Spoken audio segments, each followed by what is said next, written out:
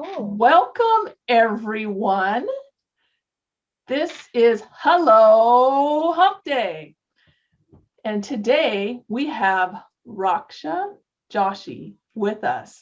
And I am so excited to learn how she has gone from being a corporate America diva to being a self-employed person.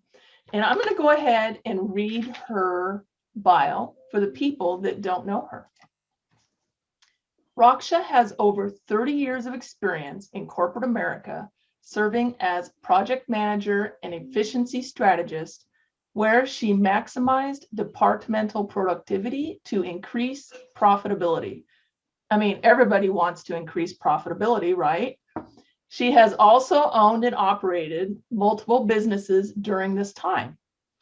She is the CEO and founder of Raksha Joshi Consulting, LLC, which serves entrepreneurs with the guidance and structure to create and sustain, we love sustain, successful lives and businesses. She is often referred to as a life and business architect, as she knows firsthand the importance of creating balance and harmony in all areas of life. And her favorite quote is, "It's not where you start, it's where you end," by Zig Ziglar. And that is a powerful quote, Raksha. Welcome. thank you. Thank you. I'm so glad to be here, Dotty. We are super excited to have you here. So can you tell us, you started with corporate America. So like, how did you start your career? What all brought you there? And just kind of tell us your journey. I was a homemaker for the longest time. The kids went back to school and it was time for me to do something productive. So I'd always volunteered in the PTA and the local functions that were going on, with the kids activities and stuff. And one thing I realized early on is I'm very good at getting things organized and getting things done. That is a superpower. Right? Who else would have it but a mom? So that was how I started. I started working with a major airline, and I started off as a customer service representative. And then the journey took me to becoming a trainer and a manager of a department. I started developing packages for them worldwide, and I noticed that I had a gift to work well under pressure. That is a gift. A lot of people don't have that. Yeah. So I had a really good mentor there who developed those skills with me, and I was able to take them in other areas of my life. And then I transitioned to work into hospitality industry still, but more of like a hotel base. Mm-hmm. And I was able to grow with them as well. And basically, how I started was there was a lot of efficiency issues that I could notice right from the beginning when I joined them, coming from a well-structured company to one that was hospitality, a lot of what do you say, your day-to-day impacted the results. And then I started looking at what could we improve? What could we provide our customers with that would make their journey easier? So you started looking at it from the end user's perspective. Yeah, exactly. And that's where I went into saying customer service is the lifeline. If sales is the bloodline, customer service is the lifeline. That makes sense. Right? Because you need sales, you need people to serve. Right. So how can these two talk? Because one speaks English, the other one speaks French. How do you get them to communicate? So I went to my manager at that time and I said, hey, I have an idea. What if we have a dedicated team that focused just on doing this? Mm-hmm. Just on creating any miscommunication between, and really getting to the core of what concerns do our customers have and how can we fulfill them and impact our bottom line in a positive manner. Mm-hmm. And I was blessed that she actually listened to me. And she said, you know what?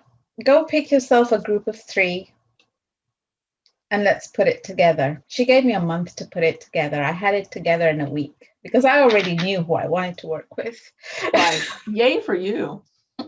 And that's really how it started. After that, it's all history. You know, it was just one thing after another.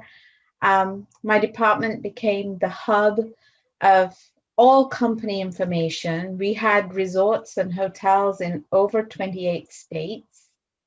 Mm-hmm. So we now had a centralized place. I mean, you have to laugh at this because when I joined them, and since I have 30 years of experience plus, might be able to relate to this. The company still had a filing room where physical files were kept. Okay. And we were able to create that into a digital thing. We actually brought them into the 21st century. Some people go kicking and screaming. I had some of that, but when they saw the bottom line and how it impacted customer satisfaction, Mm-hmm. it was a no-brainer. And then before I knew it, it kind of dominoed because now they wanted to duplicate it in other areas. So I had the knowledge of that. If I hear you right, you are like the queen of taking a business and all of those people that use all the lingo and everything that's common in the business that us consumers don't even know what they're talking about.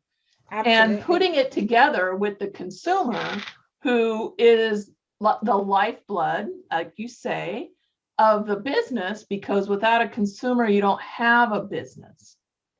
Absolutely. And you've managed to somehow figure out how to marry those two together so that the company benefits. Absolutely. And the consumer benefits. And the consumer benefits. So you did this for a large hotel firm. Yes. And in your bio, you said that you had, some businesses going on the side and whatnot. Yeah. How did you carry that over to your own businesses? Well, seeing what was happening in the big picture, I was now able to bring it to home and see how can I change something here, or what is a missing? Okay. What is a missing that I, as a small business owner, can provide so that I'm not in competition with the corporates, but I'm enhancing what they already have. That's an interesting thought. So it's like, you can say it's like the big corporate hotel chains meeting your Airbnb kind of thing, right? Probably a very good example, yes. Because there are certain things a big corporation, even if it wants to, it can't provide. Just because they don't have the manpower, or it's not financially, it's not feasible. It doesn't work. It's not in their business model. And for a small business, it does work because that is all they want to focus on. Okay. So I'm always looking, like even in my own business right now, one of the things I'm always listening for and looking for and asking people to identify for me, because I live in the business, I don't always identify a need. But asking for feedback. What can be improved? What can be done? And for me, it's providing the resources, the systems that are available to big corporations, to small businesses in bite-sized pieces. So that's what the Raksha Joshi consulting does. Is Absolutely. it provides resources or systems? I provide resource. My consulting is really to take a bird's eye view of your business and see the areas that might be missing, and not come to you in one go and say, hey, you need to complete renovation, but to come to you and say, if you added this here or that there, or removed this, you can see the difference it will make. Small little bites. Small little bites, that's all. I also realize small businesses and entrepreneurs don't have the budget of big corporations. No. So it has to be affordable, and it has to be simple, because we all don't have an MBA in business. Most of us So don't. that's one of my biggest things is there are three types of people, right, that start a business. You've got the busy bee who knows the work, who knows the bottom line. All they're happy doing is doing the work. Then you've got the manager who just wants to keep everything neat and tidy in its little compartments and making sure that things don't get backed up. And then you have the visionary who just sees this glorified business that they want. They see the horizon, but they have no idea how they're going to get there. And everybody comes in with one of those pieces. Yes, so and then you have to develop the other because, so that's where I come in, and I'll step in and I'll work with you one-on-one or in a group setting, whatever you prefer, whatever environment that works for you. And my goal is really to take off the blinders, not to make you wrong, not to say you don't know how to do this or that, because God, I don't know everything, but just to say, be open to it.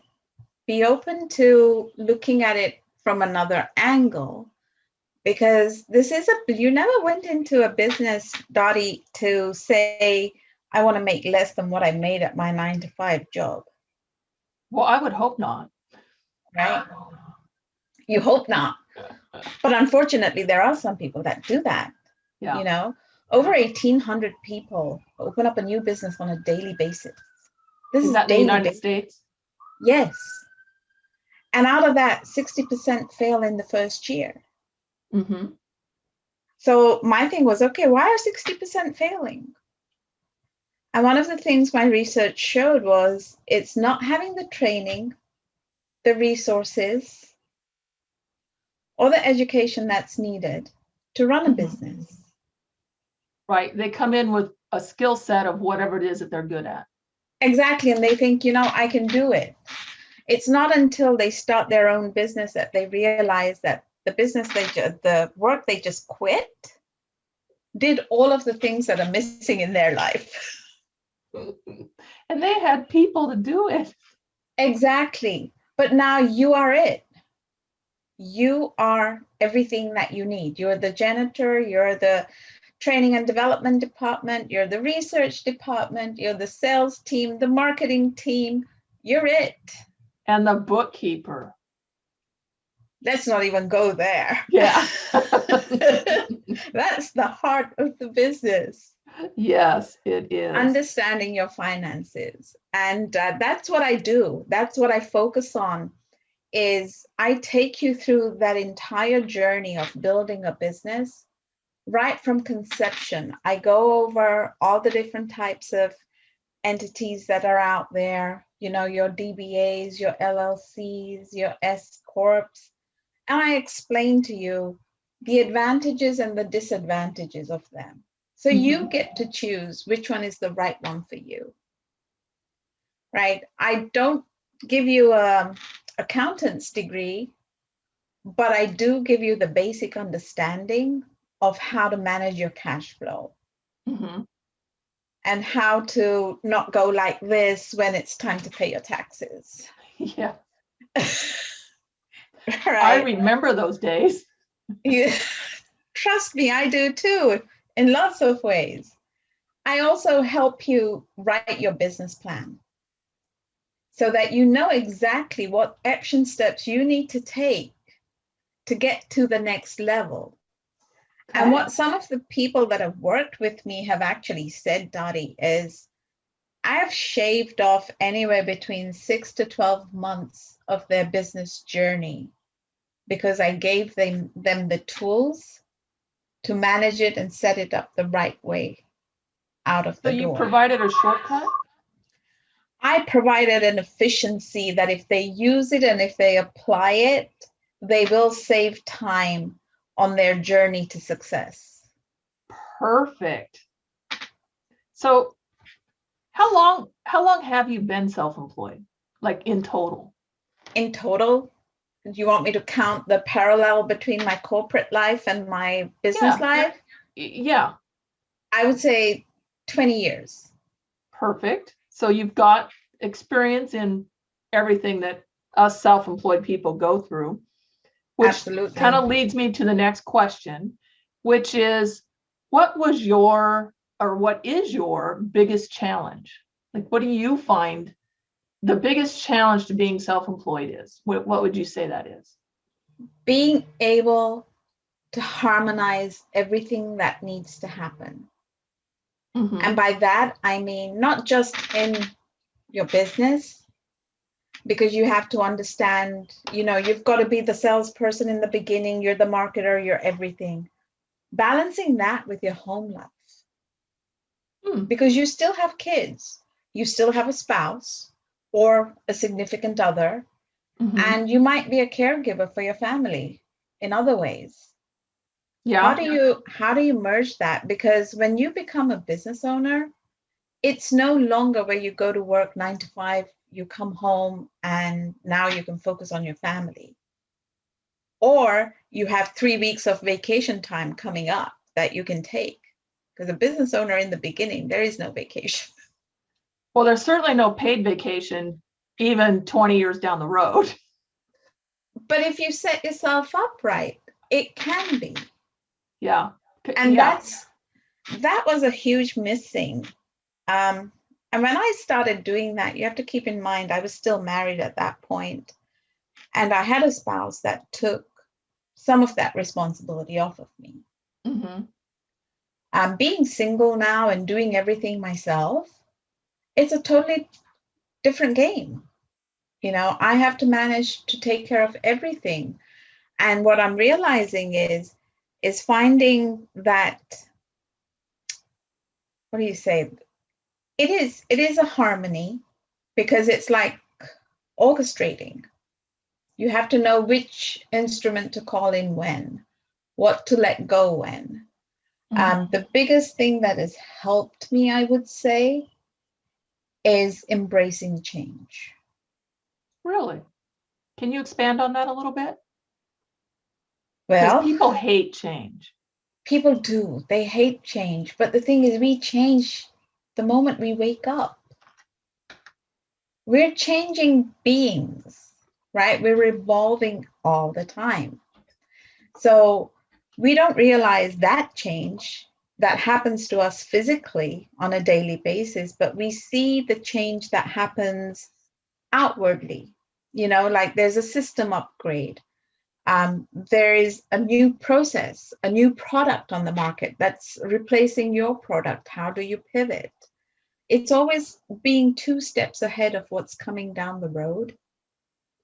It's not always easy. I'm not saying it's easy. Right, because you have to know what is coming down the road to be 2 steps ahead. And it might not be what you want. I mean, just think about it. In the pandemic, right? Overnight, you were told to work from home. Many corporations, they were like this with it because they wanted people coming in. But now they realize that was the best thing that ever happened. I hear, and I don't know if it's true, and I don't know if there's any way to quantify it, but I hear that larger corporations, even like city and government agencies and whatnot, are being more efficient by having people work from home than having them come in to the office. Absolutely. And there's reasons for that. People don't call out as often. Mm-hmm. And they're not standing by the water cooler talking. Exactly. So to speak. There's no missed days of work. There is no downtime because they're not taking the breaks that they would normally take. They're not popping into somebody else's office to catch up on what happened over the weekend, and before they know it, it's lunchtime again. Mm-hmm. So a lot of those things are happening. Also, the big corporations don't have that same insurance liability, managing equipment, all of that. They've saved a bunch by doing that. And we have benefited because we don't have to dress up every morning to go to work. You know, an hour there, an hour back, rush our kids off somewhere else. The commute, all of that stuff. Yeah. Mm-hmm. So for somebody that is thinking about becoming self-employed, maybe because of the pandemic, maybe they've been laid off, or maybe they just want to change. They've got some awesome skill and they want to go ahead and be self-employed. Is there like a piece of advice that you would give them, or? Talk it out with somebody that is not a friend or a relative. That is good advice.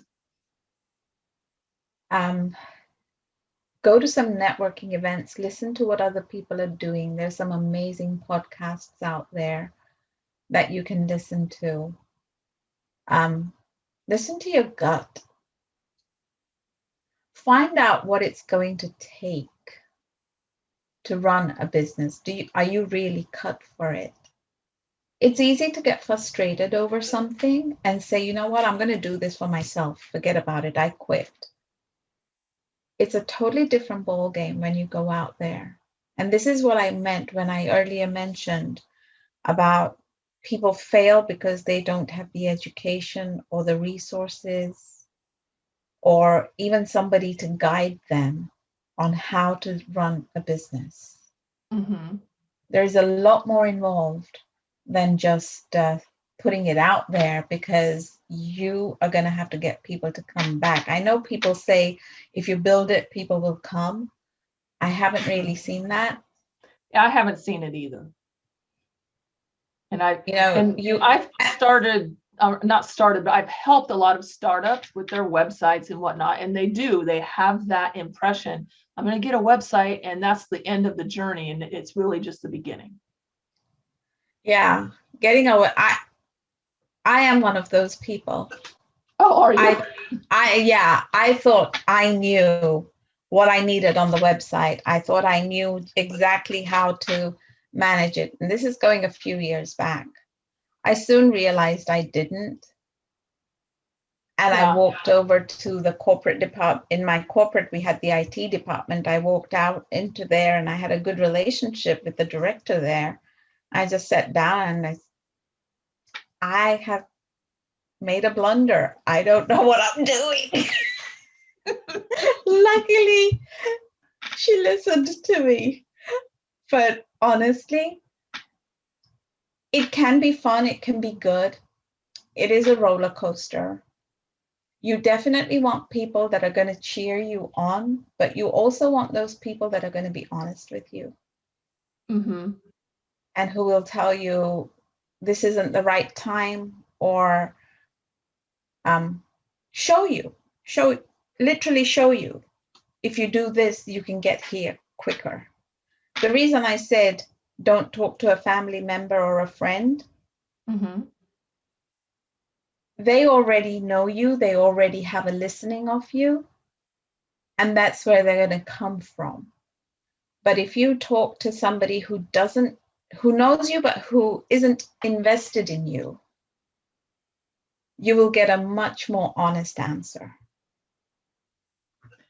Yes.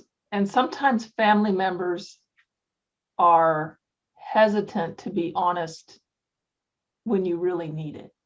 Yes. Yeah, that brutal honesty. So we've You got know about, that. I was going to say, we have 3 people watching. They've been Awesome. typing and I've been responding a little bit. So if any of you, Kathy, Andrea, Rita, have a specific question you want me to ask Raksha, go ahead and put it in the comments and I will get that asked. We have about, I don't know, 5 minutes or so left. Raksha, is there anything else that you would like to leave our audience with, advice, anything? My advice to them is, like I said, I'm not saying come to me. Of course, come to me because I want you to come to me. But because you're an awesome person. I am. I will admit that.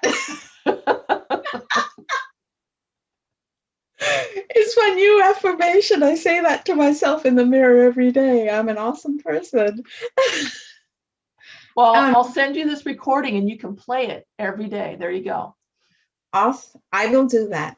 But yeah, I would say really, even if you're in a business and you've been there for a while and you haven't made the progress you thought you wanted to, or you thought you would have made by now, reach out to a professional. Okay. Somebody who coaches businesses, somebody who consults businesses. Of course, I'll put my contact information in the chat for people to reach out to me.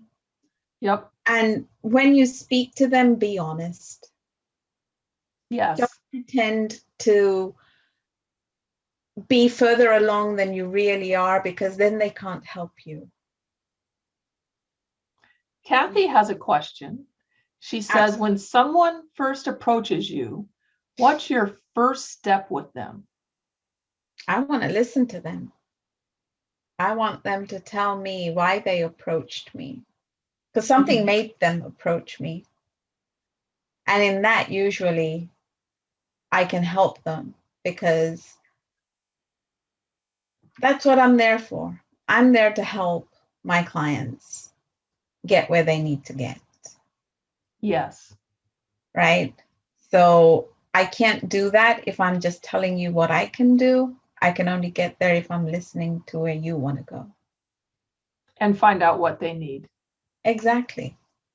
She says, very good. Thank you. She is welcome. She can reach out to me anytime. And you and Kathy actually might have some synergy with your business plan stuff. So you should reach out to her.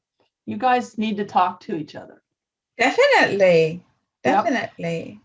Well, we just have a few minutes left, and I just want to thank you so much. You have given us so much great advice. With one last question from Andrea. She says, Raksha, who is your ideal client and what situation would lead you to them? So one last question. Who is my ideal client?